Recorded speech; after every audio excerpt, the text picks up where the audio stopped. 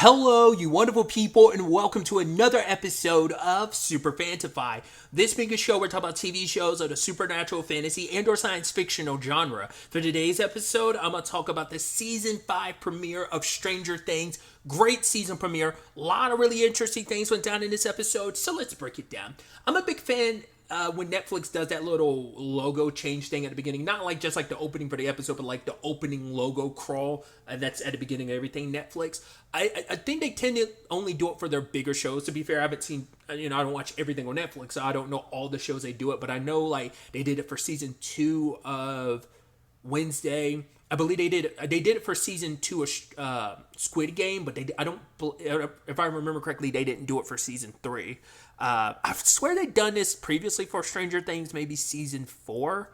Maybe I'm misremembering. It's been a while. Obviously, I haven't seen season 4 like since it like originally aired, I believe. So yeah, I don't remember. So, but anyway, I think it's kind of a nice little thing when they do those. Either way, so we open up. Once again, I love like what the show has done where they just like retroactively add context and scenes. Like obviously as the lore has expanded, they've gone back to kind of show you things. So like the scene opens like it's sometime after Will has disappeared. It's because we got this scene in season 1 and it was like when he was like running from the Demogorgon. And this is like when he got grabbed and ultimately like where he ends up is where Hopper and Joyce found him in season 1. But either way, the Demogorgon's after him. He's running away from him. So now we get like this extended sequence scene of how he ended up where he was at Fort Byer and how he ended up where Hopper and, like I said, Joyce found him. And he's running from a Demogorgon. And he climbed up a tree and then he fell and knocked himself out. And the Demogorgon dragged him back. And Vecna came to him and it's like, right, in this moment, like Vecna's like, cool, you're the piece of the puzzle. Like this is where it all comes. And I think this is where it's all going to come full circle because the same place that Will is at, because I don't remember like what facility that is. I feel stupid for not recognizing it, but the same place that Will was found and where Vecna did all that to him is also where the current gate is that the military's using. So it all comes full circle. Because that's why I think later on when Will's getting dizzy and stuff, I'm like, you're probably in the exact same space, or at least relatively close enough to where all that happened to you like 5 years prior. No, 4-ish years prior. So I was like, interesting. So I thought that was fascinating, but it's like getting that extra context and knowing like, right, like that was significant. Everything has been a domino effect leading to where we are, meaning like when Vecna, like, because at the end of season 1 is when Will throws up Dart. It goes down the drain and then he's also like slipping into the upside down. So I guess like Vecna, like once again, just showcasing everything has been, a domino in Vecna's long running plan. So it's like, right, what did he do to Will back then?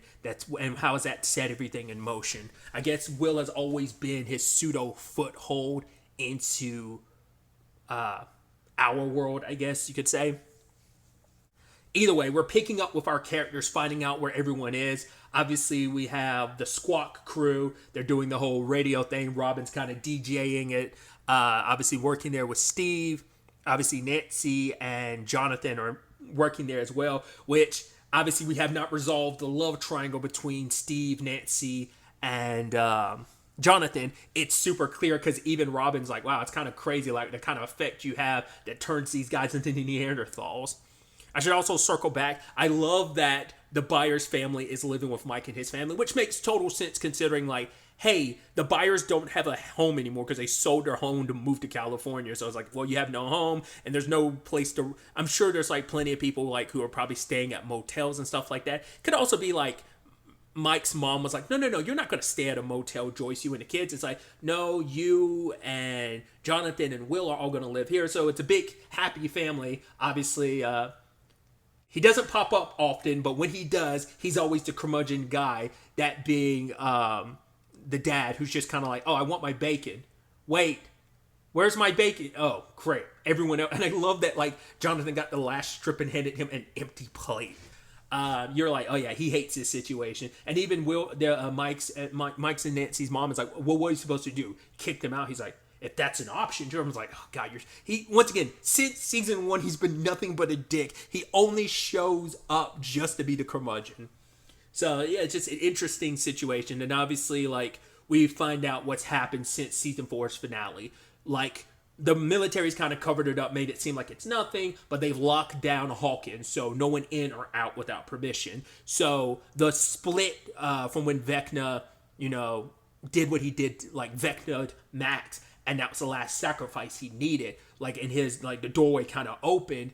They've paved over that with like metal sheets of metal, and now it's like a giant slide that the kids get involved with. But it's like, once as Robin put it, it's like a giant metal band-aid. It's just, everything's fine. Let's brush it under the rug. And she has to talk very carefully because the military allows her to do the show, but obviously the show is just a guise for her to communicate with the squad around Hawkins. So we see 11 is going through her training arc. To be fair, she went through a tiny one last season, but obviously, as Dr. Brennan kind of put it, it was kind of cut short because she needed immediately to go to her friends. So I think that's extra motivation on her part. It's like, right, when the time came, she didn't put Vecna down, and so many people are in danger, and it's like, we have to find him. She's desperate to put an end to this before more people get hurt. I mean, it's like, in all intents and purposes, like, I'd say Max has become her best friend. And it's like, I wasn't there to save, like, my best friend. Like, they're all important. They're all her best friends, but, like, obviously she got extremely close to Max. And it's like, I wasn't there to protect her. So I think a lot of that is motivating her. Like, I need to put Henry down because when I had my shot, I didn't do it. I didn't follow through. I didn't have the juice. And so she's motivated of like, I need to really push myself. But we later on find out it's also because Hopper told her she can get her time under 12 minutes and 30 seconds, then she can go with him. So she's extra motivated to push herself. But yeah, she, like I said, this is her proper training arc and working out, doing everything she can to push herself to get ready for this. And her record at the beginning is like 12:34, and she's like, I can knock off those 4 seconds. So, we catch up with that. We also catch up with, Mike, Dustin, Lucas, and Will. And so Dustin is a pariah at the school because he still rocks the Hellfire Club, because he won't let them besmirch Eddie's name. He won't let the Hellfire Club die. And, some of the remaining bullies, Andy, now that Jason is dead, he's kind of the one leading the charge, and he's harassing Dustin, but Dustin's not backing down. I think it's kind of a neat little detail if you notice. Like, well, for one, Dustin's already been letting his hair grow out, but I'm sure he's letting it grow out even more to match Eddie. But he's also been wearing rings too, even more so. Like, he's, it's not fully Eddie style, but he's embraced a lot of who Eddie was. And the guys are trying to start crap with him ripping his shirt. And I love Lucas standing up to him being like, yo, remember my sister kicked you so hard and you were in the balls, you were limping for like a week? He's like, I'll do it. Like, I'll kick you so hard that they pop. And then Will and Mike showing up too. I'm like, it's such a beautiful inverse because, like, right, they were the kids back in season 1 getting bullied. And also for Lucas, it's like, these are the douchebags I wanted to be a part of. But he had that confrontation with Jason where he was just like, I should have never let you in. I should have never tried to be like you guys, But it's like to see how much they've grown and changed, where it's like, yo, like, we stand up for ourselves. We're not the kids who are just going to take the bullying, They've all been on that receiving end, and they're trying to warn Dustin, like, you're asking for a fight. But for him, it's like, dude, they want to erase Eddie. Like, I'm not going to let them run around. But it's like, no, we're supposed to be keeping it low-key. We don't need to be drawing too much attention. And they're like, you're not listening. He's like, no, you're not listening. And I think it's so heartbreaking because because even, like, when Steve is trying to get some technical advice from Dustin was kind of very, like, short with him, just like, figure it out on your own. I'm not always going to be able to solve your problems for you. It's like, because Dustin, he's always been the heart. He's always been lovable, but the problem is, like, he's angry. Like, he has to walk around this town which wants to erase and demonify Eddie, and he's like, no matter what, I can't tell people the truth because, for one, no one's going to believe me. Also, the government's there to shut it down. It's like, he's this monster, he's this and that. It's like, that's not fair. Eddie was a good guy. He was a hero. I'm curious. I wouldn't be too surprised if his uncle left town. Like if he managed to leave town before like the shutdown, maybe, maybe not. Because like they live in Hawkins, but like they maybe out on the outskirts of Hawkins. But I think they still his uncle still lived in Hawk. I don't know. I don't know if we're going to see him at all this season or not. Because I could definitely see him not being around because he probably left just because of the harassment about Eddie, and probably like hearing Dustin say that about him was enough to be like, this is I'm going to hold on to who my nephew was, and I'm gonna leave. I'm not going to be like stuck in having to deal with like what people want to say about him, you know. And obviously, Dustin isn't taking this lying down. He has a snake that he puts into Andy's locker, and then Andy gets humiliated because everyone's like, oh my God, you're such a pussy. Oh my God, did you piss your pants? And he didn't appreciate that. So what is his response? I'm going to cut up this snake and I'm going to smear the blood of it on Eddie's gravestone, which I was like, it's kind of sad. Like, I was almost hoping Eddie would have an unmarked grave because I'm like, Eddie having a grave, it's like that you're just asking for people to defile it. But I'm sure for Dustin and Eddie's uncle, it's like, no. He needs a proper burial. Like, because obviously there sadly is no body to bury because his body was, I mean, who knows if I doubt they're ever in a position to bring it from the upside down. So he might be buried somewhere in the upside down for all we know. But like, so it's an empty casket most likely.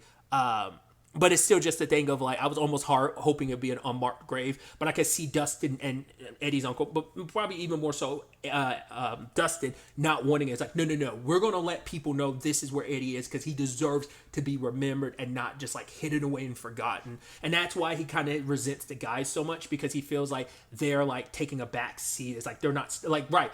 We're not in being ourselves, but in their minds it's like you're not being you because you're angry right now. Understandably, not only like did Eddie mean a lot to you, he was a good friend, he was like a mentor to you, he was a representation of what you guys always stood for, and that was just being who you were. And to have him gone, especially being there by his side when he died and you couldn't do anything for him, like of course that's going to make you angry, and it just fuel gets added to it with more people disparaging and besmirching Eddie's name and reputation. So, but then what ends up happening, you got to give it to Dustin. He went down fighting, sprayed some of that stuff in their eyes, and like was landing some hits, but then they proceed to beat him up. And just like, they're like, oh, you're going to die today. And they proceed to jump him. It's like, cool. Yeah, you guys are so tough. 4 against 1. You're so tough. Like, oh my God, you guys are so cool. You know? And it's just like, I cannot wait for you to get in your comeuppance. Because like, the moment like the squad finds out, they're going to kick your ass. Like, you know, especially because it's just like, because Lucas was able to kind of give Jason his comeuppance. I mean, granted, Vecna did that on his own, but still, like, it's just, those douchebags did everything they did last season, and you're just like, they're more the issue than Eddie was, you know, but, so, we have all of that.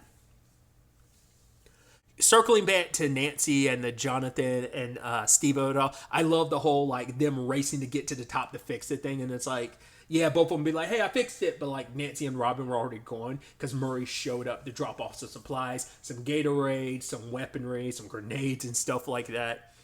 But he's also the one who gave them the lowdown of like, right, a burn is about to happen, meaning the military's about to go in, you know, for whatever reason. So it's like, and our crew has been using these opportunities to also slip in. There's been at least 30 some crawls of them trying to locate Vecna, to no success so far. So it's been a thing over and over and over again. And now they've gotten a green light about this, which I love Robin's like breakdown of it, like, you know, using Diana Ross, the Wiz as a cover for like her relaying the information to everyone. And I love the cut back and forth between Nancy with Steve, Robin, and Jonathan explaining things, and then we cut to like Mike. And I love the parallels where both sides are kind of like, you know, for one, like, Jonathan and Steve are a little reluctant about the plan because it's like, well, we haven't found Vecna, so maybe he's dead. But it's like, no, like, I saw what I saw, so we cannot take it for granted. Like, I am scared by what I saw, and you should be too. We are not stopping until he's dead. Like, and even cutting to Mike being like, I don't care if it's 100 times or 1,000 times. We will take as many crawls as we need to find this bastard. And it's like, right, let's do this. And, you know, for Eddie, even Dustin being like, I wish I could, like, rip out his heart myself. And you're like, right, for Eddie, let's kill Vecna, you know? So just kind of seeing like this organized plan of like we've been through this a couple times, but obviously with this crawl, we also see like the setup too to just to kind of hide their movements. They've got a lot of the underground situation, which I think is so interesting because I think the last time that was utilized was in season 2, if I'm not mistaken. The more like underground paths, because that's where the Demodogs were digging those out. So those pathways are probably still open from season 2. So I think that's what they've been using, or maybe they dug them themselves. But I'd assume, who knows if they're still open from season 2. But that's how they go underground, and that's how they're popping up all over the place, going from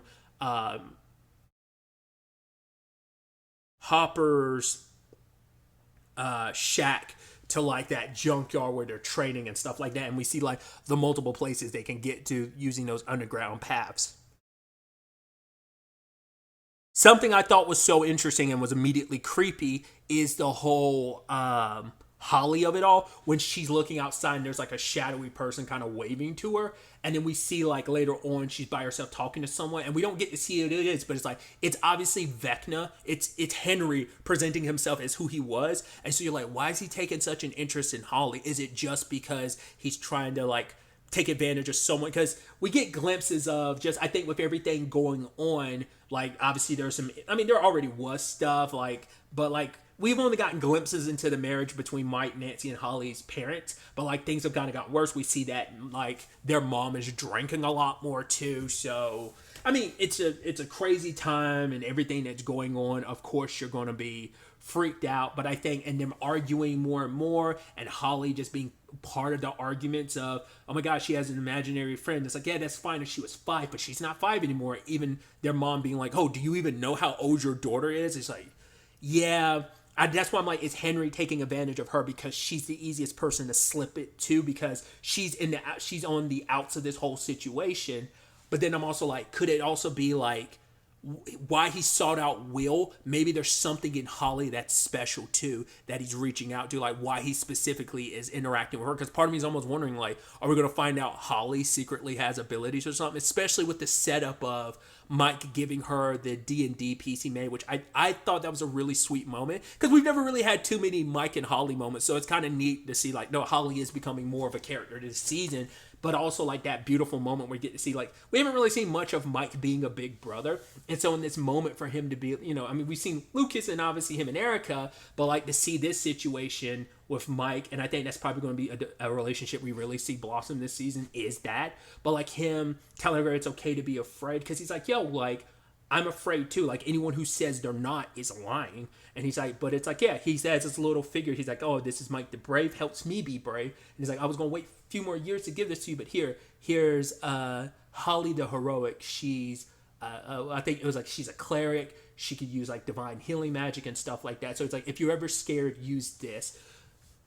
Which, the moment that's set up, like, not necessarily a death flag, but you know, like, I was like, okay, it's very similar to the Bob speech from season 2 when he was telling Will, like, none of this is real, don't be afraid, but it really was real, but you still understand where Bob was coming from. It kind of gave that same energy, so.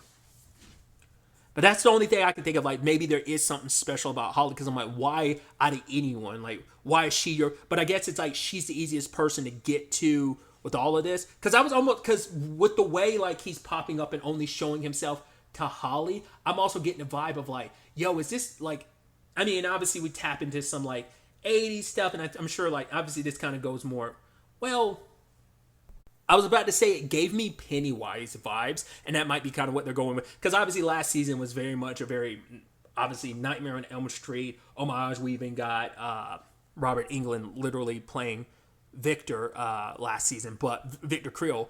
But like I was definitely getting Pennywise vibes, because obviously with Pennywise, I mean, the timing's so interesting because there's also the Welcome to Derry show currently airing and stuff like that. But the fact is that he would kind of present himself only to kids. It also makes sense too, because him visiting people, you know, he's been able to get in people's minds. We've seen that. But it's just also like, right, even more so leaning into, oh, only kids can see him in this particular case. Holly, so it makes her seem crazy. It's going to make her ostracized and kind of feel even more alone. So I think that's kind of to the point. Because I was about to bring it up earlier. I was like, oh, but like, I was like, the It movie didn't come out until like, well, the It miniseries movies with like Tim Curry and John Ritter and Annette O'Toole. I was like, And Tim Reed. I did not remember Tim Reed was in that. Well, he was the older version of Mike. But anyway, tangents and all that aside, I was like, oh, that came out in like 90 specifically, did, but then I looked it up. The book came out in 86, so it still fits in that realm. So I think there's probably definitely gonna be a lot of penny lot. I mean, there already was with Vecna, but I think even more so this season. Once again, probably unintentionally, but it's still like the timing is just how coinkadinkle, how much of a coincidence and stuff like that. But it's like, well, let's also not forget like Finn Wolfhard was also in the It movie, the most recent, the India Muschietti or Muschietti, I think is actually the proper pronunciation. But the more recent It movies, like he played Richie, so so there's that like through line and connection as well. So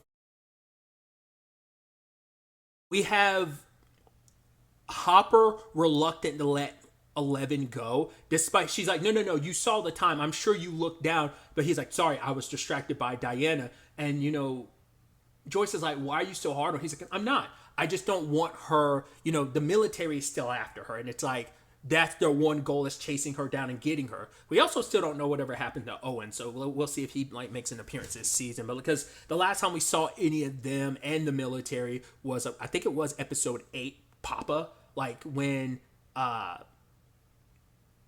Brennan died and like 11 brought down that helicopter and stuff, and she was reunited with Mike and them. But that's the last time we saw Owens, and he was kind of getting beat up and just kind of thrown around by the military. So I don't know. They might have him locked up somewhere. So that might be like that.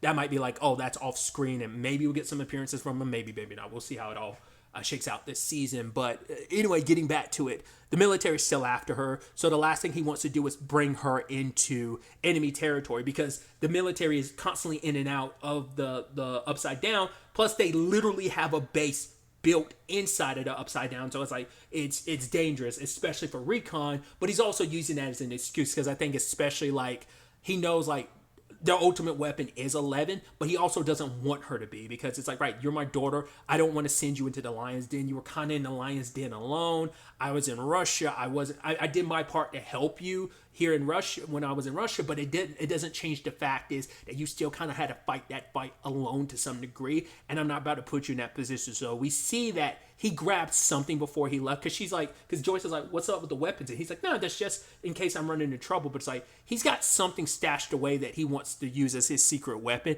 and whatever it is, he's not letting anyone know he's got it, because he wants to deal with Vecna on his own, because he'd rather make that sacrifice than put 11 in a position where she might die. It's like, because I think there's a part of him that's scared, that like there's a part of him that wants to believe she's ready, but he's scared knowing like how things played out last time, and is like, I don't, like, you got too close. What happened, I'm sure like what happened to Max scares the ever living shit out of him to know, like, right, because it's a different thing when it's like, I mean, it doesn't change the fact this has happened to so many other people and kids, but it's like, this is a guy who did this to a kid that's close enough to your kids, your kid in particular, and then you add in like he has a personal vendetta against your daughter, that it's like it scares you the most. And like, having already lost one child, he's not going to go through that again. So it's understandable why he's being overprotected. I even love him kind of throwing a little shade at Joyce's side by being like, well, you're basically got Will wrapped up in bubble wrap. She's like, it's completely different. It's like,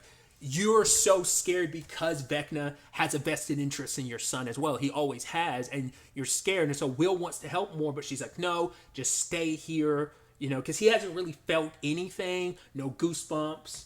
What did he call them in this episode? Like the goosies or whatever, I think is what Steve called them. But he hasn't really felt any of those until this episode where things started spinning and spiraling a little bit. So there's something there to it. There was also this moment where Will caught Robin and her SO, because she's like, oh, like I got to cancel our dinner plans, but she said, I'll take you to Enzo, which are like, hey, that's coming full circle.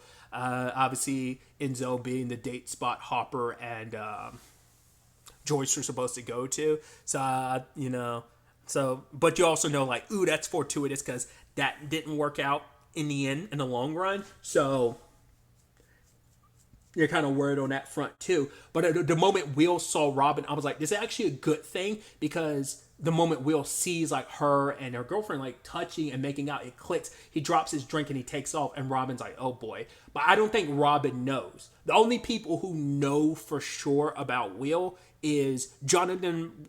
Kind of got a pretty good idea last season. He's never talked. I don't think he's talked to Will about it, but he knows, and so it probably hasn't come up with Robin because I'm sure it's kind of this nice thing of knowing you're not alone because he's always felt like a certain way about his sexuality and those conflicting feelings and not really understanding them and kind of seeing like, oh, here's someone you know that's actually in the same boat of liking the same gender, and it's just kind of like, oh God, like, and obviously they haven't had a chance to talk, but I think that's going to be a very important conversation for Will to be like understanding like, for one, I'm not alone, and it's okay to feel the way I'm feeling because he's still keeping that bottled up, I mean, let's not forget, like, he's got a complicated thing of he's in love with his best friend Mike, so, but he kind of knows like, right, Mike and Elle are a thing, and that us will never be a thing, we'll only be friends, but then also feeling still torn up about the whole like, well, even if it's not a me and Mike thing, the fact is I even felt like that in the first place. I'm wrong for feeling that, but I'm like, oh, Robin feels the same way about a girl in her, so like I said, I think that was still it's still a necessary thing, and I'm glad that happened because now I'm like, okay, good. That means that he knows he's not as alone. I mean, granted, he has his brother, but there's still knowing like there's someone you can talk to about this and understand it a little bit more. I think it's kind of the very important thing. So I thought that was beautiful. You have Hopper sneaking into the Upside Down. Obviously, I love the whole Lucas and Mike thing where like Lucas is smacking on his gum, and it's like, can you just like not chew so loud? He's like, snipers chew gum or whatever. He's like, you're not a sniper. You're just on the lookout with the binoculars. But luckily, they got Hopper to go ahead so he could sneak aboard one of the vehicles and sneak into the Upside Down. You got Jonathan and Steve operating the vehicle to kind of lock onto Hopper's signal. It's so interesting too. Just the timing of it's really interesting. On the break room, they did a recent what are they called? Assemblies, where they basically do like a draft to basically pick characters to fit certain roles. And I want to say, was it? I can't remember if it was. I want to say it was either John or Brandon on the break room who drafted Jonathan as like their tech person, which I was like, oh, that's funny. Just funny that he kind of has to fill that role. I mean, obviously, Will wanted to do it, but his mom said no, and obviously Dustin is heavily indisposed, and the crew doesn't know what happened to him. So, but I just thought the timing of that was like really interesting. They dropped that video because I don't think they live streamed. I'm pretty sure they just like recorded it. That came out like maybe like a week or two ago at the time we recorded. So I can't remember now. But yeah, it's just funny timing because I'm like, and thought that was interesting because like, yeah, like I want to say it might have been John, but maybe it was Brandon who had him as a tech. Like, it's, if you don't watch New Rock Stars or like The Break Room, like none of that. It's just gibberish. It's just like a funny thing I was watching, and it just correlated, and I thought that was interesting. I just kind of want to throw that out there. Just on the off chance anyone else watches The Break Room or New Rock Stars and just happen to know, like, oh yeah, like it is, you draw that parallel too. Either way, tangents and all that aside, sorry. Going back to that really quickly, like Jonathan and Steve, that obviously that's an interesting pairing considering what their history was and currently is, especially with Nancy being at the heart of it, like it was kind of a lot of it's all coming full circle. But the fact is that Jonathan and Steve have to work together, even though like they're on pretty good terms. They were until things got complicated last season and continue to be complicated this season. So maybe this will be their opportunity to work stuff out. Granted, it's probably going to happen at the most inopportune times, but still. So we have all that going down, and everything seemed to be going according to plan until the vehicles get stopped. Like it seemed like they ran into something, but we see it's a Demogorgon attacking, and it proceeds to rip everyone apart. Hopper caught a bullet to like the side or whatever, so it's like, cool, you're bleeding. Blood definitely attracts the Demogorgon, so you bleeding is not a good thing in his play. So he's alone. He doesn't have communications because while this was happening, I guess things reverberated through Will, and they shut down the power at the for the Squawks. And now Robin's trying to put the power back on because Will is seeing through the eyes of the Demogorgon as it ripped through everything, and then like he saw it heading towards Mike's house. So it's after Holly, and we see it like pop up. And just I always love that effect when they like tear open holes from the upside down into this world, and it's coming after Holly. It's not going to kill her, it's going to drag her to the upside down. Whether she is just bait or whether she plays an even deeper role that we just haven't discovered yet, it's going to be interesting to see. We also got introduced to a new character I want to quickly bring up. It's a doctor, as a Dr. K, I believe, played by Linda Hamilton, because I avoided watching the trailer, but I've seen some bits and pieces, and I saw that she was in this, or at least I've heard people talk about it. So timing of that's really interesting. Obviously, Linda Hamilton, most probably best well known for the Terminator movies, but so obviously the 80s parallel, but timing wise is like she was most recently in a show called Resident Alien. Great TV show, highly recommend you check it out. It's funny, really interesting. The show ended this year, probably like maybe a few months ago, but it's just interesting because like she seemed to be playing like a doctor slash scientist in this, but in Resident Alien, she played the general in the military who was basically, that whole show revolves around legitimate aliens and stuff like that. So it's interesting seeing her in that show being a general, connected and aware of all this alien stuff. Now she's working with the military, aware of all this like otherworldly entities thing, but she's a doctor or scientist studying all this. I wonder, is there going to be some parallel or some connection to like Brennan in some regard? Because that's not, well, other than like Dr. Owens as well, but like those are the only doctors we know. So I'm like, there's definitely got to be some connection there. But obviously she's most interested in Elle. For what purposes? It's interesting because like obviously Sullivan and them were like the military guy hunting 11 down last season was blaming her for everything. So I wonder, do they still believe that she's responsible despite everything? And they're trying to like, are they going to try and cut her open to try and fix this? Because we know that she is the one that opened the doorway. I mean, initially, not only like at the beginning, not only in season 1, but obviously pre that, as we learned last season when she sent Henry to the upside down. That was our first time ever breaking open to the other world. And then obviously Brennan was trying to find Henry and pushed 11 to try and do it again. So we know that. So I wonder, is that their plan to try and get her to close it up? Or do they have, I mean, Welcome to Derry parallels too, where it's like, without going into it, without spoiling things, the military has a very specific goal in that show. And if you're caught up, you know what that goal is. I'm wondering if the military in this has a similar goal and they need 11 to try and rein this all in, hoping that she can control it. I mean, that's what the military was always interested in like all of Brennan's experiments regardless. Not necessarily the upside down element of it, but like finding targets and assassinations was like the main thing. But with the discovery of this, of course, the military, like in traditionally anything, not just Welcome to Derry, but most things, is like, oh, the military finds out something else exists, wanting to grab that power and use it for their own. So I could see that being maybe why they need 11, and maybe cutting her open and understanding her helps them understand all this. Unclear. We'll have to ultimately wait and see where things go, but we have Nancy and 11 on their way to Nancy's house. But, by the time they get there, her mom and dad will probably be okay, but Holly will be gone. So, and the terror, as we see, well, that was specific. No, because like they do eventually close, but if they get there soon enough, they'll probably find the hole open in her room. But those do eventually close off on their own, obviously, but still. Hell of a way to start off the season. I'm very, very excited to see what the next episode has in store for us and where this all ends up going. But really, that's all I wanted to talk about. Till the next time we meet, be happy, be safe, live life to the fullest, and enjoy it. Good day and goodbye.